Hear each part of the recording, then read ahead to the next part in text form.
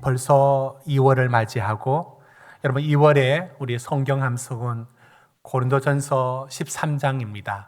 3월에도 고린도전서 13장 이렇게 반반 나누어서 있는데 여러분도 같이 암송을 하면 좋겠습니다. 저도 명절에 이번에 고린도전서 13장 말씀을 암송했는데 제가 암송을 하면 굉장히 불안을 느끼는 분들이 많다 해서 그렇게 반대가 있었지만 틀리면 틀리고 아무튼 외운 만큼 해보겠습니다.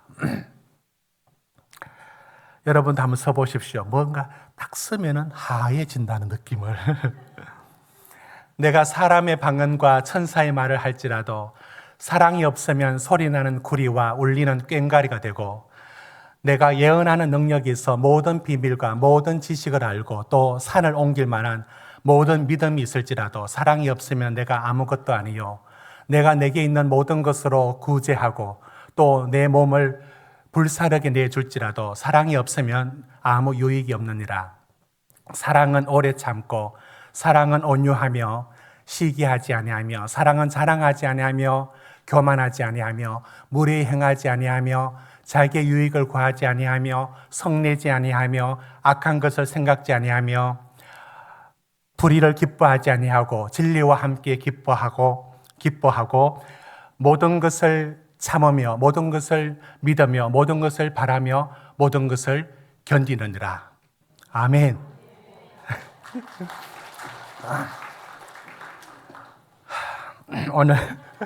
오늘 틀렸으면 제가 한 사람 앞에 엄청 깨질 뻔했는데 조사 한두 개 외에는 다 맞췄습니다. 여러분 다음 주부터 암송이 있습니다. 암송하십시오. 엘리야에 대한 말씀을 3번 하려고 했습니다. 그런데 4번 하게 되고 오늘 5번 하게 됐습니다. 이유가 있습니다. 원래 3번의 계획을 하고 올려 주시는 하나님의 말씀으로 받으려 했는데 엘리야의 믿음을 단계로, 신앙의 단계로 보아오다 보니까 이 단계에 멈출 수가 없었습니다. 그래서 오늘 엘리야에 대한 말씀 마지막 시리즈로 오늘 말씀까지 전하게 되었습니다. 여러분, 어제까지 안양천에 굉장히 빠르게 걷고 또 달리기까지 하던 분이 병원에 입원했는데 요 며칠 사이에 가보니까 일어나지도 못하고 얼굴이 초췌해서 어떻게 저럴 수가 있을까? 저렇게 어제까지 건강했던 분이 어떻게 이럴 수 있을까? 여러분, 그런 분을 간혹 보신 적이 있다면 오늘 만나게 될 엘리야가 꼭 그렇습니다. 하늘을 펄펄 나던 엘리야가 오늘 만나는 엘리야는 하나님 앞에 로뎀 나무에 엎드려서 날 죽여달라고 울고불고 낙심하고 있는 엘리야를 만나면 꼭 이런 사람을 본 듯합니다. 여러분, 엘리야를 통해서 하나님은 물론 하나님이 역사하셨습니다. 그러나 엘리야를 통하여서 하늘에 불을 내리셨고 850명 바알 아세라 선지자들의 기손 시내에서 다 처단하는 강단 있는 선지자였고 불의 선지자였고 믿음도 의지도 불굴의 사람으로 우리는 알고 있고 3년 반이나 비가 내리지 않는 곳에 그의 기도를 통해서 비가 내렸던 바로 그 엘리야입니다. 바알이 판치던 시대에 홀로 우뚝 서서 하나님을 증거했던 엘리야. 그는 결코 낙심하거나 실망하거나 하나님 앞에 실족할 사람이라고는 틈을 보이지 않았습니다. 우리는 그런 엘리야인 줄 알았습니다. 우리는 때로는 어떤 사람은 실망도 안 하고 시험도 들지 않고 괜찮은 것 같지만 사실은 그 속에 스트레스와 그 속에 어려움을 갖고 있는 것을 많이 볼 수 있습니다. 엘리야가 그렇습니다. 엘리야가 느낀 게 어떤 것이냐면 주로 느낀 게 여러분 18장 22절 한번 보십시오. 18장 22절 우리 같이 읽습니다. 시작. 엘리야가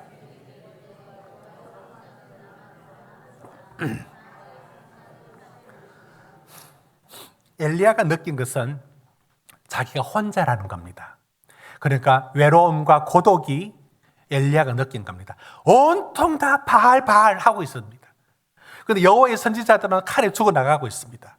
자기 혼자 남았다 생각을 갖고 있었는데, 여러분 19장 10절 한번 보십시오. 오늘 읽었던 19장 10절에도 보면 나는 혼자 나만 남았다 이렇게 말하고, 14절에도 나는 내 혼자 남았다 이렇게 말하고 있습니다. 엘리야가 이렇게 지친 이유는 다른 데 있지 않습니다. 그는 하나님을 선포했고 하나님을 죽을 힘을 다하여 증거했습니다. 그런데 세상이 바뀌지가 않는 겁니다. 아합과 이세벨은 여전히 득세하며 바알의 숭배자들은 여전히 날뛰고 있었습니다. 세상이 바뀌지가 않는 겁니다. 계란을 들고 바위를 치는 느낌이 엘리야에게 밀려왔습니다. 이렇게 믿고 산다고 달라질 게 있느냐? 우리가 느끼는, 세상에 느꼈던 그 느낌을 엘리야도 느끼고 있습니다. 그가 외친 하나님, 비가 이제 내리면 그들이 다 이제는 하나님께 돌아올 줄 알았습니다. 3년 반 만에 비가 내렸습니다.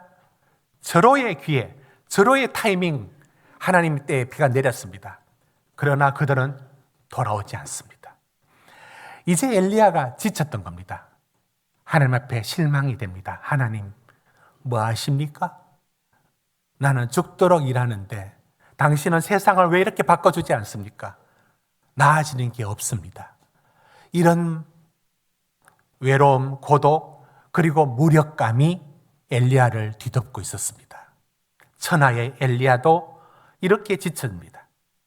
그는 얼마나 지쳤는지, 그가 이제 전에는 어떤 말을 들어도 두렵지 않던 엘리야가, 이세벨이 오늘 이렇게 말하죠. 19장 2절에 나 엘리야를 죽이지 않으면 신들이 내게 벌을 내릴 거다 라는 말을 하면서 엘리야를 죽일 것이라고 말합니다. 전에는 그 말이 두렵지도 않았는데 약해진 엘리야가 그 말이 두려워서 도망을 얼마나 멀리 가느냐면, 지도 한번 보십시오. 갈멜산이 이쪽에 위치하는데 그쪽에서 보면은 저 위에가 전에 사르밧 과부 얘기할 때 올라갔던 시돈 지역이고요. 그 다음 내려와서 갈멜 옆에 이스라엘이 있죠. 어디까지 도망가느냐면 상당히 남쪽인 부엘세바까지 도망갑니다. 거리로 말하면 160km를 이세벨 두려워서 도망가는 엘리야. 여러분 상상해 보십시오. 불의 선지자 엘리야가 이세벨이 두려워서 160km를 자기 살려고 도망쳤습니다. 이게 엘리야입니다. 엘리야가 엎드려서 하나님께 기도합니다.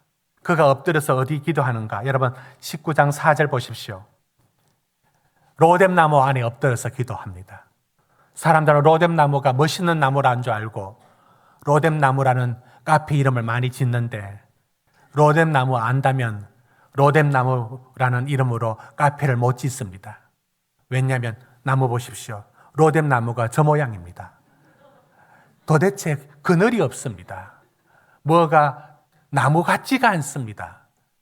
그래서 성경의 관용적인 표현이 로뎀나무 아래에 앉았다 말은 비참하여 햇빛 하나 가릴 수 없는 슬픈 모습을 나타낼 때에 쓰는 표현입니다. 저게 엘리야의 처지이고 지금의 현실입니다. 저는 엘리야를 하나님은 어떻게 하시느냐면 위로하십니다. 위로하시고 어루만져 주십니다. 여러분 5절 한번 보십시오. 어루만지는, 천사를 통해서 어루만진다는 표현이 있죠. 꼭 어머니 같은 손길로 엘리야를 하나님이 어루만집니다. 얼마나 힘들었어. 네가 하는 거 내가 다 알고 있다. 그런 마음으로 어루만집니다. 그리고 6절 보십시오. 숯불에 구운 떡과 물을 한 병을 먹입니다. 얼마나 지쳤는지 먹고는 또 쓰러져서 잡니다. 다시 어루만지면서 깨웁니다. 일어나 먹어라. 하나님의 위로가 엘리야를 이렇게 세우도록 만듭니다. 그래서 그 힘으로 40주 40야를 달려서 호렙산, 시내산에 가게 됩니다. 부엘세바에서 시내산으로 갔다는 겁니다. 자, 그곳에 섰을 때 하나님께서 그 산에 섰을 때 그때 엘리야는 산 앞에 서지 않고 뭔가 아직도 마음이 위축되고 두려워서 그런지 여러분 9절 보십시오. 동굴에 들어갑니다. 동굴에 들어갔습니다. 근데 하나님이 나오라 합니다. 나오라 합니다. 그리고 11절 보십시오. 여러분 동굴에 들어가 있는 이 엘리야를 이 구절들을 비교 종교학에서는 굉장히 중요하게 다룹니다. 왜냐하면 이 동굴에 들어간 엘리야가 음성을 듣는 것을 자기의 내면에 들려오는 신의 소리로, 침묵과 고독 속에 들리는 신의 소리로 비교 종교학에서는 이 본문을 그런 식으로 받아들입니다. 그런데 가만히 보면 그렇게 해석하면 안 됩니다. 11절 보십시오. 굴에 있는 엘리야를 하나님 가만두지 않습니다. 불러냅니다. 여러분 11절 보시면 여호와께서 이르시되 너는 나가서 여호와 앞에서 산에 서라. 산에 세웁니다. 그가 위축된 굴에 숨어있는 엘리야를 불러내어서 산에 세웁니다.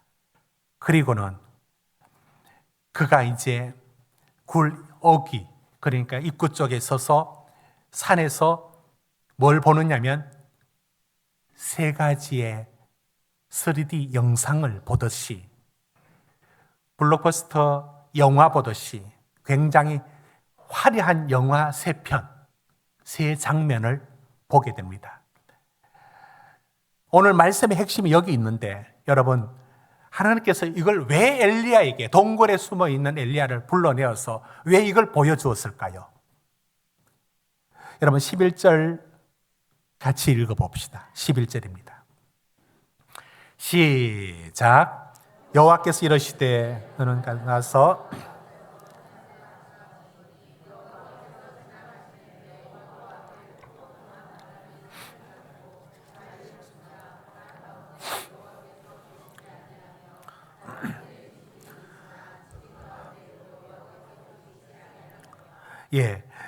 그리고 난 이제 12절에는 지진 후에 불이 있는데 불 가운데도 여호와께 계시지 아니했다 이런 말이 나옵니다.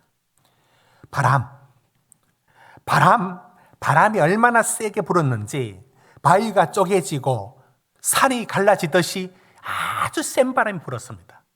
이 바람은 어쩌면 여러분 홍해가 갈라질 때 하나님께서 밤새도록 동풍을 불었지 않습니까? 여러분 바닷물이 갈라질 정도의 센 바람이 불었던, 물이 벽을 이룰 만큼 바람이 이렇게 불었던 그 바람은 하나님이 이곳에 나타나셨다라고 하는 하나님의 현현의 대표적인 상징이었고 또 실제적인 모습이었습니다.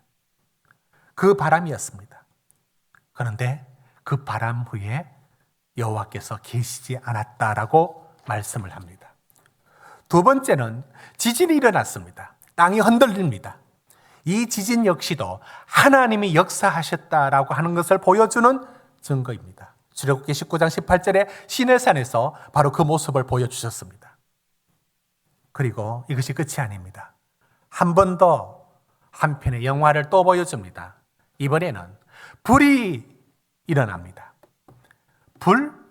불은 엘리야가 잘 알죠. 하나님이 불로서 임재하시는 하나님인 걸 엘리야는 누구보다도 잘 알지 않습니까?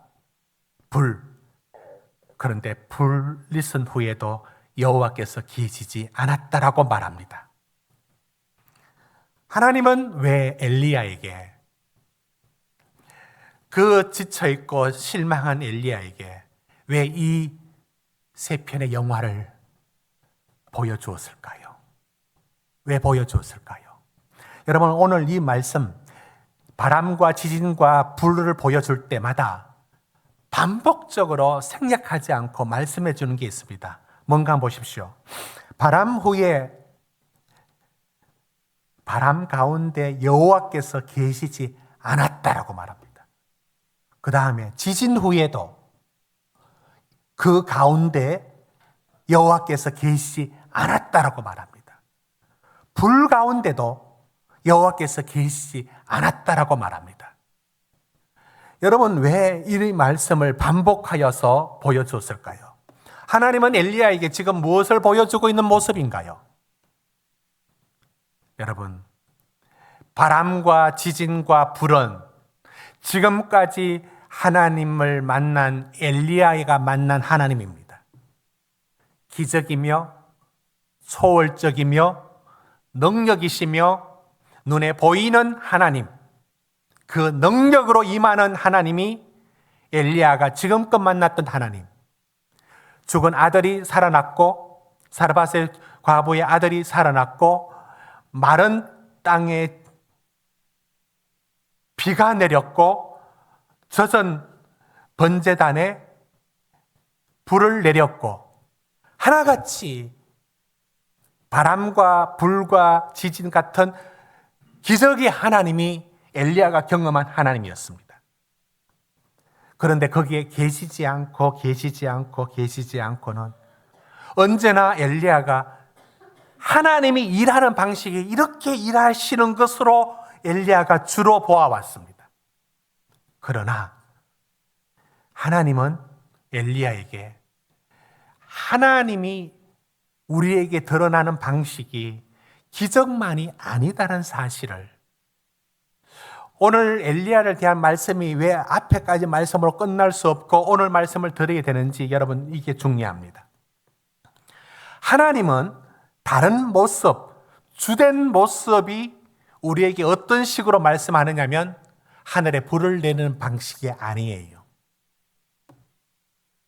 주로 우리에게 말씀하는 방식을 오늘 엘리야에게 말씀하니까 엘리야가 못 알아들었습니다. 어떤 방식이었을까요? 바로 이 방식이었습니다. 여러분 12절을 우리 같이 읽습니다. 12절 시작. 불이 있으나 불 가운데도 여호와께서 계시지 아니하더니 불 위에 세미한 소리가 있는지라.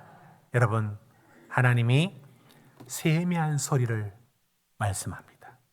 세미한 소리는 가늘고 너무 조용해서 들릴 듯 말 듯. 여러분, 왜 하나님이 울리는 소리로, 꽝꽝 울리는 소리로 말씀하지 않았을까요? 들리듯 말 듯. 왜 이렇게 세미하게 말씀하셨고 왜 세미한 말씀이 엘리야가 필요했을까요? 여러분, 하나님은 엘리야에게 기적, 불과 비로 기적으로만 말씀해왔던 것으로 엘리야는 생각했습니다. 하나님은 사실은 하나님의 주된 대화의 방식은 세미한 음성입니다. 가만히 들어야만 들리는, 일상 속에 가만히 살펴야만 보이는 방식으로 다가오는 하나님의 음성이 있습니다. 하나님은 이 세미한 음성으로 이제 엘리야에게 아람의 왕을 세우고 이스라엘의 예후를 왕으로 세우고 엘리사를 후계자로 세우라는 말씀을 했습니다. 자, 이건 오늘 다루지 않습니다. 그런데 그런 후에 하나님이 엘리야가 늘 나 혼자 남았습니다. 하나님, 당신은 무슨 일을 하십니까? 하나님이 이런 대답을 주셨습니다. 세미한 음성으로 주신 답이 뭔가? 여러분 18절을 같이 읽어볼까요? 18절입니다. 시작.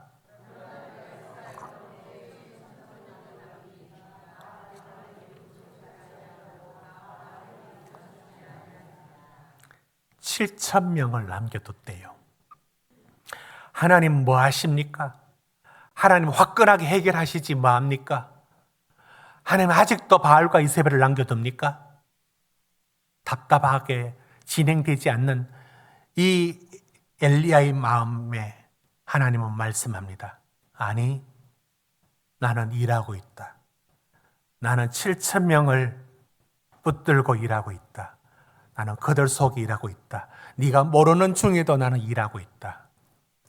세미한 음성, 세미하게 봐야만 들리는 하나님의 일을 엘리야에게 말씀했습니다. 여러분, 하나님이 우리에게 자신을, 당신을 보여주실 때 특별한 방법을 동원하십니다. 가장 특별한 방법은 특별계시라 부르죠. 그게 뭡니까? 여러분, 특별계시의 가장 대표적인 게 예수님입니다. 예수를 통해서 우리는 가장 선명하게 하나님이 누구신지를 알게 됩니다. 예수님만큼 더 선명한 계시는 없습니다.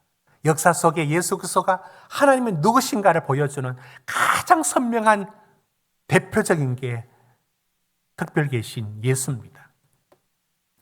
그리고 꿈과 환상, 이런 기적의 방식으로 하나님 말씀합니다. 이게 특별 계시입니다.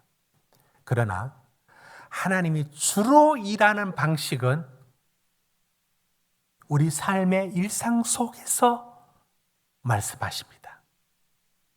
여러분, 요한복음 10장 38절을 한번 보시면 예수님께서 이렇게 말했다. 내가 행하거든 나를 믿지 아니할지라도 그 일을 믿으라. 왜 특별한 계시가 필요하냐면 워낙 믿지 않으니까 이 기적을 보고서라도 믿어라. 이렇게 말씀합니다. 여러분, 특별 계시가 필요합니다. 그러나 하나님이 우리에게 주되게 일하는 것은 우리 삶의 자리에서 하나님이 어떻게 일하시는지를 보여주시고 드러냅니다. 그런데 우리가 무지하고 눈이 가리고 하나님의 영광에 이르지 못하느니라 라고 하는 죄성이 언제나 하나님의 일하심을 못 보고 있습니다.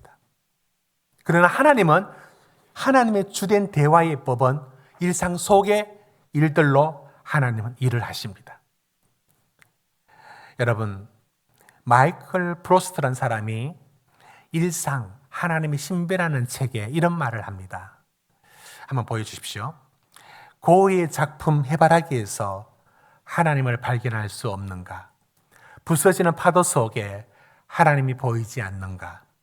갓 태어난 아기의 해맑은 눈동자 속에 하나님이 보이지 않는가? 장미 한 송이 영화나 책에 등장하는 인물, 아름다운 노래, 계절의 변화 가운데 보이지 않는가? 친구가 사랑한다고 말할 때 그분의 목소리가 들리지 않는가? 맛있는 음식과 감미로운 대화에서 그분을 맛보지 않았는가? 하나님은 일상 속에 우리에게 말씀하지만 우리가 그 말을 못 알아듣는 게 많습니다. 여러분, 야곱과 에서의 얘기 속에서 야곱이 20년간 어머니 고향 밧달 아람에서 삼촌 집에서 살면서 부를 짊어집니다. 그러니까 성공해서 금이 환양 고향으로 돌아오려고 할 때 가장 걸리는 게 누구냐면 20년 전에 자기가 속이고 갔던, 그래서 축복권과 장자권을 빼앗았던 에서가 눈에 들어옵니다. 양심에 찔립니다. 소문이 났습니다. 형 에서가 동생 야곱을 오는지를 군사 400을 데리고 기다린다. 야곱은 20년 동안 벌은 모든 재산이 한순간에 날아가는 것 두려움을 느낍니다. 형 에서를 만나면 어떻게 할까? 그러면서 창세기에는 형을 만나기 전에 먼저 이뤄도 되는 것들을 앞세우고 자기는 뒤따라가는 그런 잔머리를 쓰면서 야곱이 고향으로 돌아오는데 그때 에서를 만납니다. 20년 만에 만나는 겁니다. 얼마나 두려웠던지 야곱이 야복나루에서 하나님 날 좀 살려달라고 했던 것도 다 에서 때문입니다. 두렵고 그런 마음으로 오는데 야곱이 형 에서를 만나는데 에서가 형이 동생을 보고 목을 어긋맞추면서 안아주는 겁니다. 그때까지만 해도 야곱은 이 에서가 형이 자기를 해할 수 있는 사람으로 알고 몸이 아마 경직됐을 겁니다. 그런데 안고 그의 얼굴을 볼 때 야곱이 형 에서 보고 이런 말을 합니다. 말씀 보십시오. 창세기 33장 10절입니다. 형님 얼굴을 배운 즉 하나님의 얼굴을 본 것 같사오니. 저는 처음에 창세기를 읽을 때 저게 야곱의 어떤 말로 받아들였느냐면 지 살려고 아부하는 말로 받아들였어요. 그런데 저 말씀을 다시 읽고 다시 보니까 아니었습니다. 정말 야곱은, 여러분, 형 에서는 털이 부슬부슬 났고 얼굴이 붉어서 그런 모습이라고 나와 있습니다. 형은 털이 많이 난 이제 형입니다. 그런데 그 얼굴 보고 하나님 본 것 같다라고 말하는 건 아부가 아니에요. 야곱이 형의 얼굴에서 하나님을 본 겁니다. 내가 두렵고 염려했던 일을 하나님이 찾아오셔서 형의 마음을 누그러뜨리고 화목하게 만나게 해주셨던 하나님의 얼굴을 에서에게서 본 겁니다. 하나님은 오늘도 이와 같은 얼굴로 우리에게 나타납니다. 우리는 우리 가장 가까이에 하나님이 우리 곁에 와 계시는 여러 모습들을, 여러분 그렇다 해서 그 에서가 하나님이라는 뜻은 아니지 않습니까? 우리는 이런 말씀이 무슨 뜻인지 구분할 줄 압니다. 그러나 하나님이 그 사람에게 때로는 그 일로 그 환경 속에서 하나님이 우리에게 찾아오시는 것을 보게 됩니다. 여러분 시편 8편을 보면 시편의 영성이 어떤 것인가를 보여줍니다. 한번 보여주십시오. 우리 같이 읽어봅시다. 시작. 여호와 우리 주여, 주의 이름이 온 땅에 어찌 그리 아름다운지요. 주의 영광이 하늘을 덮었나이다. 주의 대적으로 말미암아 어린 아이들과 젖먹이들 입으로 권능을 세우시며 이는 원수들과 보복자들을 잠잠하게 하려 하심이니라. 예, 여기까지. 여호와 우리 주여, 주의 이름이 온 땅에 어찌 그리 아름다운지요. 저는 눈뜬 세상에서 세상이 이렇게 보이지 않았습니다. 때로는 염려의 눈길로 온 세상은 회색빛이었고 때로는 우울한 빛이었습니다. 그런데 여러분이 보는 세상하고 이 시편 8편이 보았던 세상이 그가 경치가 좋아서 저런 말을 했습니까? 똑같은 세상입니다. 근데 뭘 보느냐면 여호와 우리 주여, 주의 이름이 어찌 그리 아름다운지요. 온 땅에 영광이 가득하다라고 말할 때에 시인은 남이 못 보는 걸 보는 게 시인이에요. 뭘 봅니까? 이 자연 속에 하나님이 창조의 손길, 주의 손가락으로 지으신 주의 하늘과 하나님의 창조를 보고 있고 창조를 느끼고 있습니다. 이게 시편의 영성입니다. 어쩌면 우리가 못 보고 있는 겁니다. 둔하게 못 보고 있는 우리들을 시편은 일러줍니다. 이 자연 속에서도 하나님이 얼마나 놀라운지를. 여러분, 하나님께서 사람을 통하여, 자연을 통하여, 내 일상의 것들을 통하여 하나님 말씀하시고 만나주시고 위로하시고 손잡아주는 손길이 있습니다. 다윗이 사울에게 쫓겨다니는 세월 10년 지치대로 지쳤습니다. 먹을 게 없었습니다. 그 밀고 다녔던 사람들 600명, 자기 군사 600명 데리고 숨어 다녔습니다. 먹을 게 없었습니다. 한번 도와주었던 나발이라는 사람이 있습니다. 부자입니다. 양떼를 치고 있습니다. 양의 털을 깎는, 우리말로 하면 수수시전, 이때는 거지도 와도 다 먹여주는 그런 축제의 날에 그 나발 집에 사람을 보내서 먹을 것 좀 달라고. 다윗이 자기 사람들 먹이려고 내가 그 나발 집을 지켜줬거든요. 어려울 때 도와줬거든요. 그러니까 마땅히 도와줄 줄 알고 손을 내밀었습니다. 그런데 나발이 뭐라고 얘기하느냐면,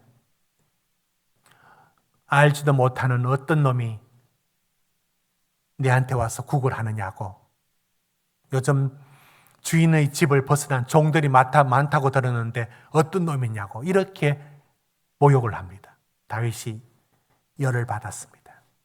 내가 저놈 나발을 죽게 되겠다. 올라가는 길에 여인을 만납니다. 아비가일이 이런 말을 합니다. 사무엘상 25장 29절에 저 쉬운 성경으로 이렇게 말합니다. 다윗이여, 하나님이 생명의 보자기로 당신을 사서 보호해주고 당신을 왕으로 세우려고 하고 있는데 지금 왜 사람을 죽이려고 올라갑니까? 200명 데리고 칼을 뽑아서 씩씩거리면서 올라가던 저 길을 아비가일이 가로막았던 겁니다. 하나님은 한 여인의 얼굴로 다윗에게 나타나신 겁니다.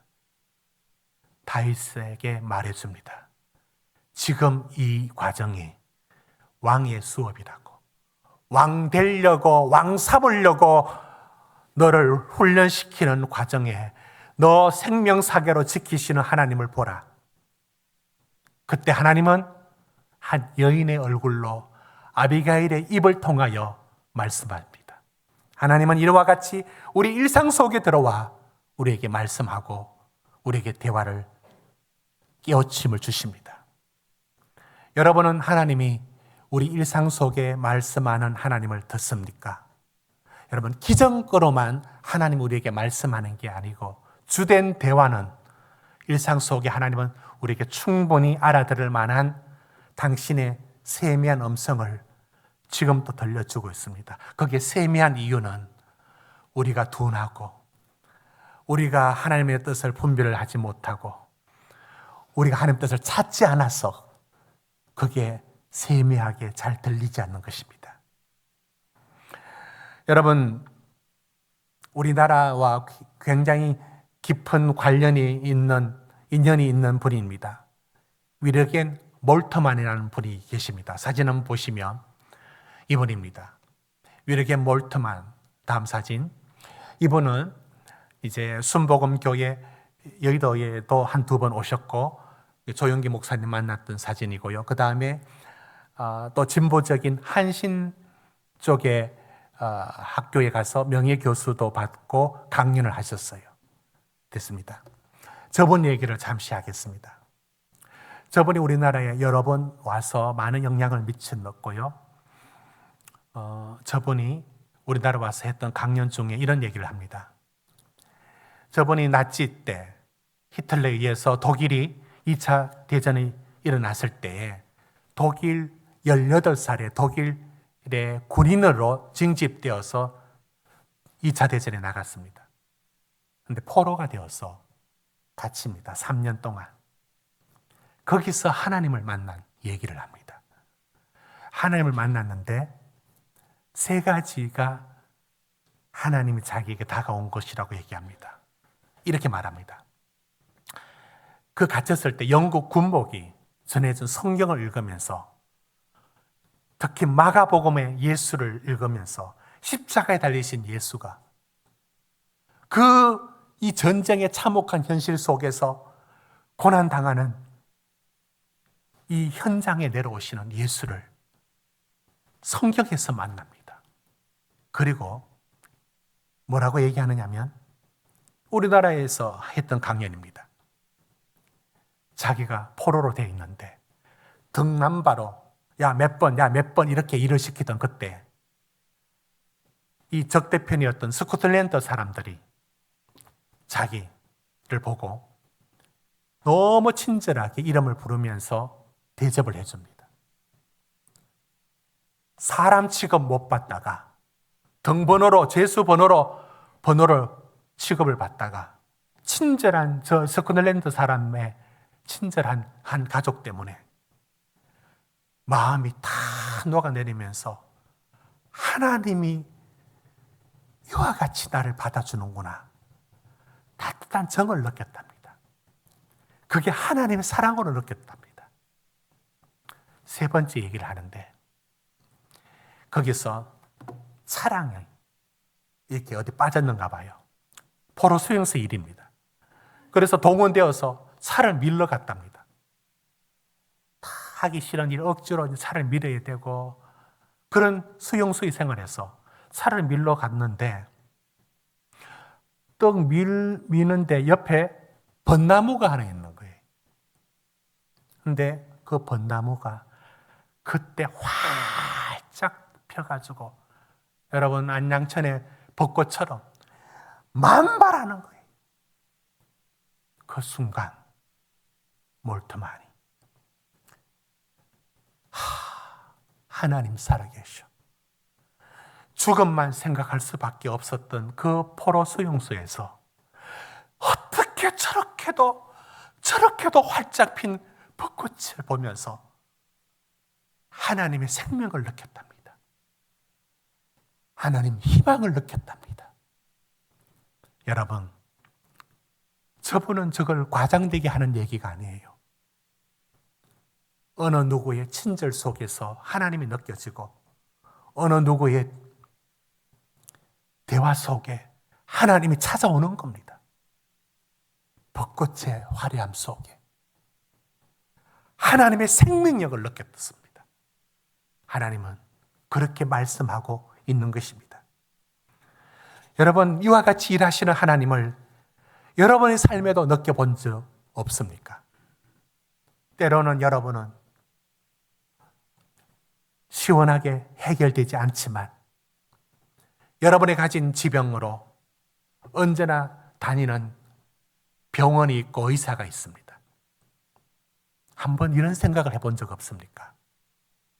하나님이 내 곁에 보내준 천사 같은, 물론 그 사람은 천사이지 않죠. 때로는 까칠하고 때로는 싫죠. 그러나 우리를 지키기 위하여 천사처럼 보낸 사람이 있는 듯 하지 않습니까?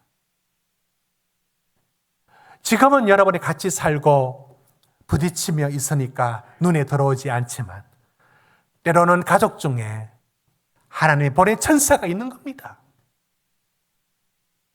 그걸 천사라고 말할 수 없는지 모르지만 하나님은 아주 가까이 우리에게 세미하게 충분히 우리를 붙들어 주시는 것들을 우리 곁에 두고 계십니다.